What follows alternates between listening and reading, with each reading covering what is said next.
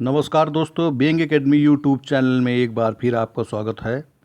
हम यहाँ खंड शिक्षा अधिकारी यानी बीओ का प्रैक्टिस सेट 1 डिस्कस कर रहे हैं, जिसके अंतर्गत अभी तक 35 क्वेश्चन डिस्कस कर चुके हैं और आज इसका 36वां क्वेश्चन डिस्कस करेंगे। तो आइए देख लेते हैं 36वां क्वेश्चन क्या है। आर्थिक समीक्षा 2018-2019 में वर्णित ब्लू स्काई थिंकिंग यानी कि नीले गगन के समान विचारधारा का संबंध निम्नलिखित में से किससे है? ऑप्शन ए कृत्रिम बुद्धिमत्ता, ऑप्शन बी न्यायिक सुधार, ऑप्शन सी डाटा निर्देशित आर्थिक विकास, ऑप्शन डी रचनात्मक विचार युक्त आर्थिक नीति निर्माण।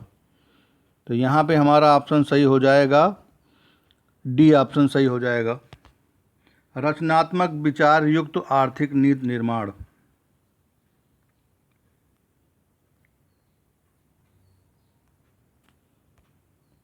क्योंकि मुख्य आर्थिक सलाहकार कृष्णमूर्ति सुब्रमण्यम के अनुसार वर्ष 2018-19 की आर्थिक समीक्षा ब्लू स्काई थिंकिंग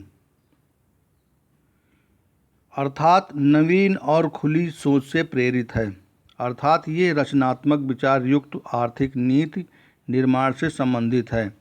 यह बात समीक्षा के नीले कवर से भी प्रतिबंधित होती है। तो यहाँ हमारा ऑप्शन कौन सही हो जाएगा? ऑप्शन डी, रचनात्मक विचार युक्त आर्थिक नीति निर्माण। आइए अगले क्वेश्चन की तरफ चलते हैं। निम्नलिखित में से कौन सी भारत में मुद्रा आपूर्ति की सर्वाधिक तरल मैप है? यहाँ माप होगा, ये टाइपिंग एरर हो गया यहाँ पे, तो आप लोग सही कर लेना, तरल माप। यहाँ पे ये जो है ये मैप न होकर माप होगा। तो निम्नलिखित में से कौन से भारत में मुद्रा आपूर्ति की सर्वाधिक तरल माप है? Option A M1, option B M2, option C M3, option D M4। तो यहाँ हमारा ऑप्शन सही हो जाएगा, ऑप्शन ए M1।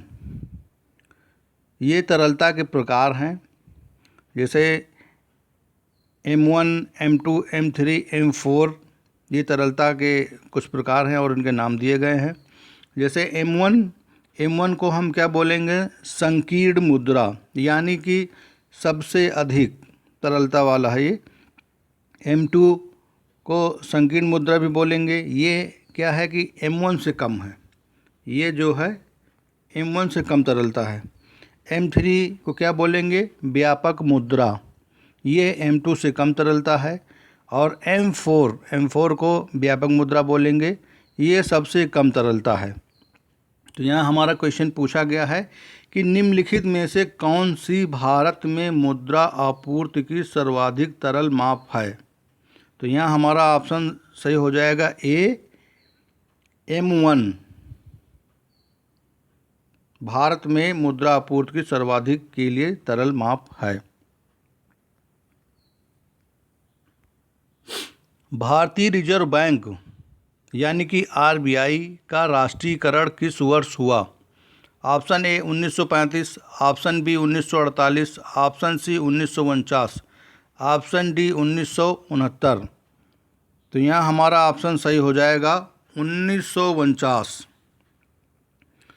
भारतीय रिजर्व बैंक का यानी कि RBI का राष्ट्रीयकरण किस वर्ष हुआ? वर्ष 1949 में। आइए इसके बारे में कुछ जानकारी ले लेते हैं। 1 अप्रैल को क्या हुआ? 1 अप्रैल 1935 को RBI की स्थापना हुई और RBI अधिनियम 1934 RBI अधिनियम 1934 के तहत हुई थी। तो 1 अप्रैल 1935, जैसे यहाँ पे 1935 लिखा हुआ है, 1 अप्रैल 1935 को RBI की स्थापना हुई और आरबीआई अधिनियम 1934 के तहत हुई थी। कहने का तात्पर्य यह है कि 1 अप्रैल 1935 को आरबीआई की स्थापना आरबीआई अधिनियम 1934 के तहत हुई थी और आरबीआई का राष्ट्रीयकरण वर्ष 1949 में हुआ था। तो आरबीआई का राष्ट्रीयकरण कब हुआ था? 1949 में। यहाँ क्वेश्चन पूछ लिया जाता है और लोग कंफ्यूज हो जाते हैं और 1 अप्रैल 1935 ऑप्शन में लगा देते हैं। तो यहाँ क्वेश्चन पर ध्यान देना कि भारतीय रिजर्व बैंक आरबीआई का राष्ट्रीयकरण किस वर्ष हुआ। ये राष्ट्रीयकरण 1949 में हुआ था। अगर ऑप्शन में क्वेश्चन में ये पूछा जाए कि आरबीआई की स्थापना कब हुई तो 1 अप्रैल 1935 को आरबीआई की स्थापना हुई।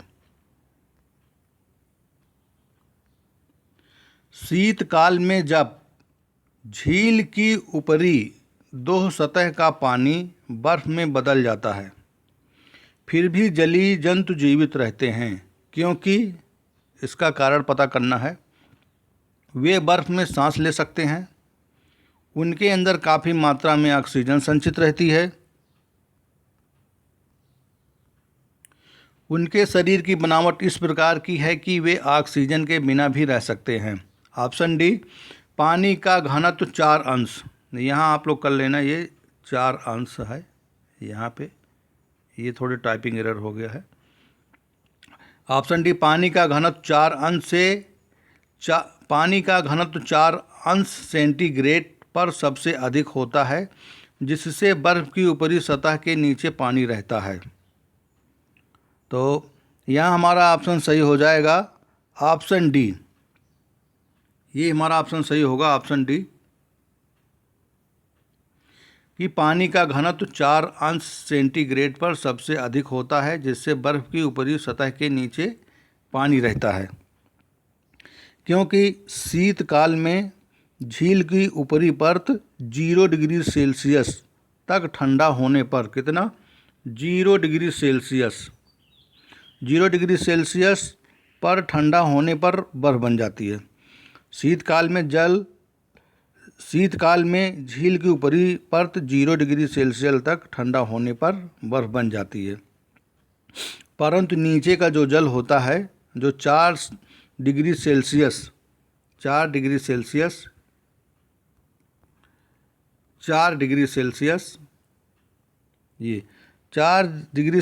पर यह द्रव अवस्था में रहता है। इससे झीलों या तालाबों में बर्फ़ के नीचे 4 डिग्री सेल्सियस पर पानी रहता है, जिसमें मछलियाँ एवं अन्य जलीय जंतु जीवित रहते हैं। इसका यही प्रमुख कारण है।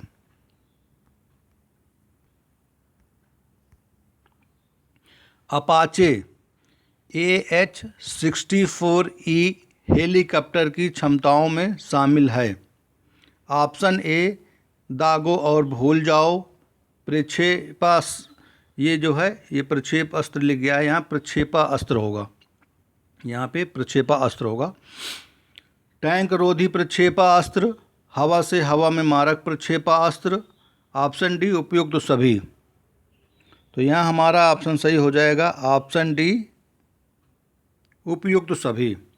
अपाचे AH-64E हेलीकॉप्टर की क्षमताओं में शामिल है।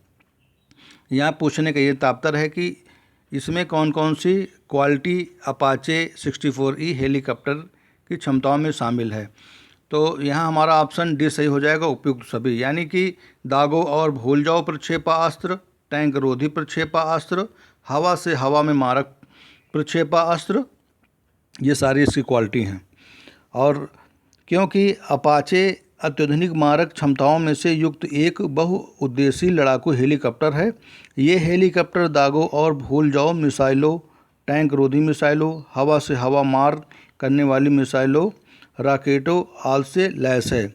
इसमें इतनी क्वालिटी पाई जाती है। अक्टूबर 2019 में विश्व आर्थिक मंच ने भारत आर्थिक शिखर सम्मेलन का आयोजन किया। ये कहाँ आयोजित किया गया है, यहाँ पे ये बताना है। Option A Bengaluru, option B New Delhi, option C Chennai, option D Ahmedabad. तो यहाँ हमारा ऑप्शन सही हो जाएगा ऑप्शन बी नई दिल्ली। विश्व आर्थिक मंच द्वारा 3 और 4 अक्टूबर को 2019 को नई दिल्ली में भारत आर्थिक शिखर सम्मेलन का आयोजन किया गया। इसकी मेजबानी भारतीय उद्योग परिसंघ CII भारतीय उद्योग परिसंघ CII के सहयोग से की गई। इस सम्मेलन में दक्षिण एशिया एवं आसियान देशों के बीच आपसी सहयोग पर विशेष ध्यान दिया गया है। निम्नलिखित में से कौन सा देश 1 जनवरी 2020 से पेट्रोलियम निर्यातक देशों के संगठन यानी कि ओपेक से बाहर हो गया है? Option A Nigeria, option B Congo, option C Ecuador, option D Kuwait. तो यहाँ हमारा ऑप्शन सही हो जाएगा सी, इक्वाडोर। 1 जनवरी 2020 से पेट्रोलियम निर्यातक देशों के संगठन यानी कि ओपेक से बाहर हो गया। कौन सा देश? इक्वाडोर। तो इक्वाडोर ने पेट्रोलियम निर्यातक देशों के संगठन ओपेक, ये जो ओपेक दे रखा है ये पेट्रोलियम निर्यातक देशों का एक संगठन है, की सदस्यता 1 जनवरी 2020 से छोड़ दी। इक्वाडोर ने क्या किया कि इसकी ओपेक की सदस्यता 1 जनवरी 2020 को इसकी सदस्यता छोड़ दी। ओपेक का मुख्यालय कहाँ पे है? ये वियना ऑस्ट्रिया में है। इसमें इक्वाडोर के हटने के बाद वर्तमान में 13 सदस्य देश हैं। वर्तमान में कितने सदस्य देश हैं? 13 सदस्य देश हैं। क्योंकि अगर क्वेश्चन पूछ लिया जाए कि पेट्रोलियम निर्यातक देशों के संगठन जो ओपेक की सदस्यता 1 जनवरी 2020 से कौन सा देश छोड़ दिया है, तो इक्वाडोर ने छोड़ दिया है। उसके बाद कितने देश बचते हैं? तो 13 सदस्य देश बचते हैं। इससे पहले कतर 1 जनवरी 2019 को ओपेक की सदस्यता छोड़ दी थी। अगर ये क्वेश्चन पूछ लिया कि 1 जनवरी 2019 को ओपेक की सदस्यता कौन छोड़ दी थी, तो इससे पहले जो था सदस्यता छोड़ने वाला वो कतर था। और प्रेजेंट टाइम में इसके 13 सदस्य देश रह गए हैं। बहुधा समाचारों में रहने वाले वित्तीय कार्रवाई बल FTF का मुख्यालय कहाँ है? ऑप्शन ए जनेवा में, ऑप्शन बी न्यूयॉर्क में, ऑप्शन सी वियना में, ऑप्शन डी पेरिस में। तो यहाँ हमारा ऑप्शन सही हो जाएगा ऑप्शन डी पेरिस। ये एक अंतरिम सरकारी निकाय है जो वर्ष 1989 में स्थापित हुआ। कब स्थापित हुआ? 1989 को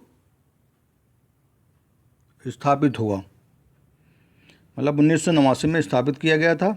इसका उद्देश्य क्या है? इसका उद्देश्य है अंतर्राष्ट्रीय वित्तीय प्रणाली की सुदृढ़ता के लिए मानदंड निर्धारित करना तथा धन शोधन, आतंकवादी वित्त पोषण और अन्य संबंधित खतरों से निपटने के लिए विधिक, विनियामक और परिचालनात्मक उपायों के प्रभावी कार्यान्वयन के लिए बढ़ावा देना है।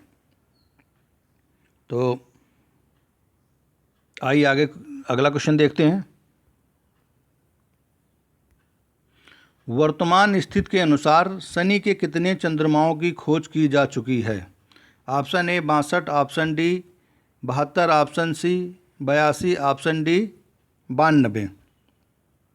तो यहाँ हमारा ऑप्शन सही हो जाएगा ऑप्शन सी 82। वर्तमान स्थिति के अनुसार शनि के कितने चंद्रमाओं की खोज की जा चुकी है?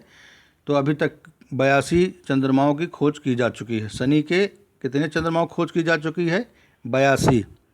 इसको आप लोग प्रैक्टिस करिए और याद करिए, क्योंकि 8 नवंबर 2019 को, कब हुआ? 8 नवंबर 2019।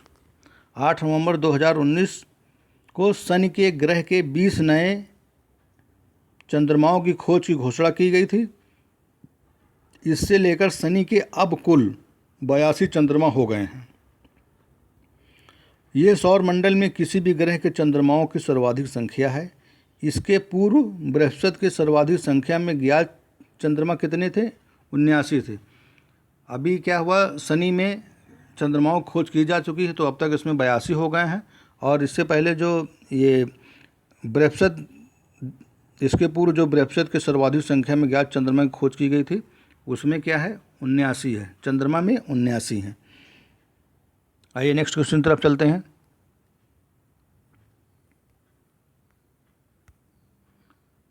मृगमरीचिका का कारण है। ऑप्शन ए प्रकाश का व्यक्तीकरण, ऑप्शन बी प्रकाश का विवर्तन, ऑप्शन सी प्रकाश का ध्रुवण, ऑप्शन डी प्रकाश का पूर्व आंतरिक परावर्तन। तो यह हमारा ऑप्शन सही हो जाएगा, प्रकाश का पूर्व आंतरिक परावर्तन। मृगमरीचिका का कारण है प्रकाश का पूर्व आंतरिक परावर्तन। मृगमरीचिका यानी कि मीरेज एक प्रकार का वायुमंडलीय दृष्टिभ्रम है, जिसमें प्रेक्षक अस्तित्वहीन जलाशय एवं दूरस्थ वस्तु के उल्टे या बड़े आकार के प्रतिबिंब तथा अन्य अनेक प्रकार के विरूपण देखता है। वस्तु और प्रेक्षक के बीच की दूरी कम होने पर प्रेक्षक का भ्रम दूर होता है। वो क्या करता है कि विरूपित प्रतिबिंब नहीं देख पाता है। और मरीचिका वायुमंडलीय परिवर्तन का एक अनोखा एवं आश्चर्यजनक प्रभाव है, जो आम तौर पर गर्म रेगिस्तान में दिखाई पड़ती है। रेगिस्तान में दिन के समय जब भूमि के निकट की वायु परतें गर्म हो जाती हैं, तब वो विरल हो जाती है और ऊपर की ठंडी परतें सघन माध्यम की अपेक्षा कम अपवर्तक होती हैं। अतः किसी सुदूर वस्तु से आने वाले प्रकाश को ज्यों ज्यों हवा की परतों से अपरिवर्तित होता है, त्यों त्यों वह अविलंब से अधिकाधिक विचलित होता जाता है और अंत में पूर्णतः आंतरिक रूप से परावर्तित हो जाता है। फिर क्या होता है कि जो मृगमरीचिका का कारण है कि ये फलता प्रेक्षक वस्तु का काल्पनिक और उल्टा प्रतिबिंब दिखाई देता है। यही मृगमरीचिका का कारण है। तो ये होता है प्रकाश का पूर्ण आंतरिक परावर्तन। तो इसके बारे में हम जान लिए हैं कि मृगमरीचिका का कारण है प्रकाश का पूर्ण आंतरिक परिवर्तन, इसलिए इतना डिस्कस किए हैं। तो आइए आगे चलते हैं नेक्स्ट क्वेश्चन तरफ।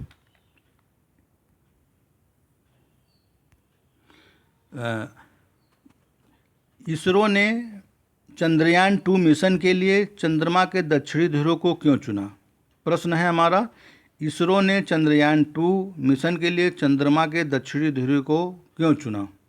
ऑप्शन ए दक्षिणी ध्रुव में क्रेटर है जिनमें प्रारंभिक सौर प्रणाली के जीवाश्म साक्ष्य हैं।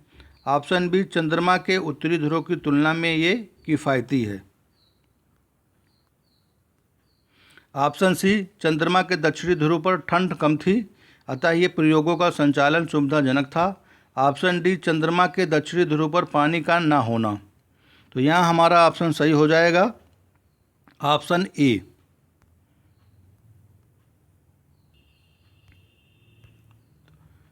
इसरो ने चंद्रयान 2 मिशन के लिए चंद्रमा के दक्षिणी ध्रुव को क्यों चुना? तो ये ऑप्शन हमारा यहाँ सही हो जाएगा, ऑप्शन ए। दक्षिणी ध्रुव में क्रेटर है जिनमें प्रारंभिक सौर प्रणाली के जीवाश्म साक्ष्य हैं। क्योंकि चंद्रमा के दक्षिणी ध्रुव क्षेत्र में अनेक क्रेटर मतलब कि वीवर या गर्त हैं, जिनमें प्रारंभिक सौर प्रणाली के जीवाश्म जो अश्मीभूत साक्ष्य पाए गए हैं। और इस क्षेत्र के क्रेटर अरबों वर्ष से सूर्य की प्रकाश से अछूते रहे हैं, जो सौर प्रणाली की उत्पत्ति का अक्षुब्ध अभिलेख उपलब्ध करा सकते हैं। इसी कारण से इसरो ने चंद्रयान 2 मिशन के लिए चंद्रमा के दक्षिणी ध्रुव को चुना था, यही कारण था। आइए नेक्स्ट क्वेश्चन तरफ चलते हैं।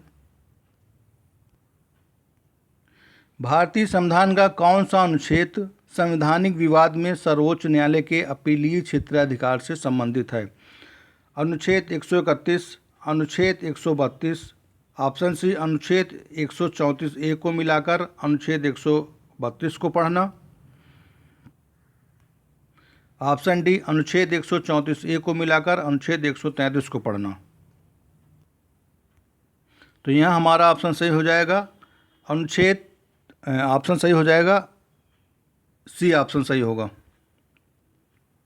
अनुच्छेद 134 ए को मिलाकर अनुच्छेद 132 को पढ़ना। अब आइए जान लेते हैं इसके बारे में।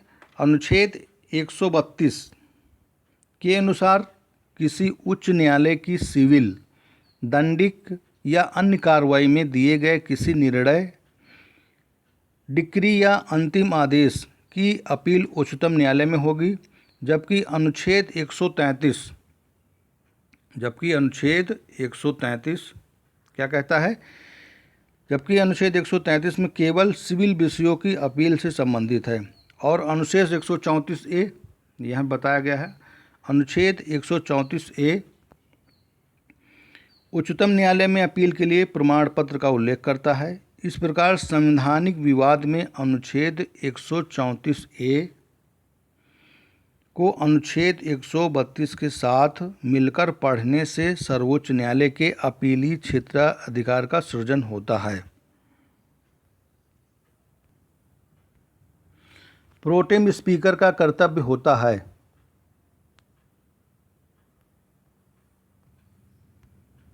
प्रोटेम स्पीकर का कर्तव्य होता है, ऑप्शन ए, स्पीकर की अनुपस्थिति में सदन की कार्रवाई का संचालन करना। ऑप्शन बी, सदस्यों को शपथ दिलाना। ऑप्शन सी, स्थानापन्न रूप से स्पीकर का कार्य करना जब स्पीकर के चुनाव की संभावना न हो। ऑप्शन डी, केवल सदस्यों के चयन प्रमाण पत्रों को चेक करना कि वो सही हैं या नहीं। तो यह हमारा ऑप्शन सही हो जाएगा, ऑप्शन बी। प्रोटेम स्पीकर का कर्तव्य होता है सदस्यों को केवल शपथ दिलाना। और ये कब होता है?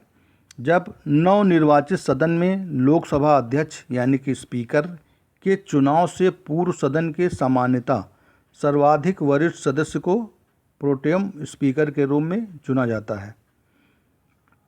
कहने का ये तात्पर्य है कि जो नवनिर्वाचित सदन में जो लोकसभा का अध्यक्ष यानी कि स्पीकर के जो चुनाव के पूर्व सदन के समानता में जो सबसे सर्वाधिक वरिष्ठ सदस्य होता है उसको प्रोटेम स्पीकर के रूप में चुना जाता है, जो कि नवनिर्वाचित सदस्यों को शपथ दिलाता है। तो प्रोटेम स्पीकर का क्या कार्य होता है?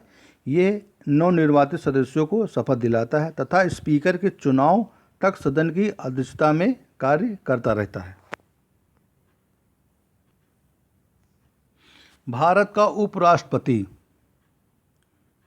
यहाँ पे कुछ ऑप्शन दिए गए हैं, इसमें से बताना है कि कौन सही है कौन नहीं सही है। और 2 के पास पद से संबंध कोई औपचारिक कार्य नहीं है।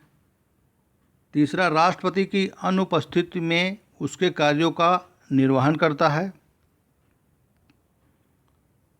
4, राष्ट्रपति की पद त्याग अपदस्थीकरण अथवा मृत्यु के चलते राष्ट्रपति के रूप में कार्य करता है। तो यहाँ कुछ कोड दिए गए हैं, इसमें से बताना है कि कौन सा कोड सही है। तो यहाँ हमारा ऑप्शन सही हो जाएगा सभी चारों, क्योंकि जो राष्ट्रपति के उपराष्ट्रपति के बारे में बताया गया है तो इसमें चारों कोड सही हो जाएंगे।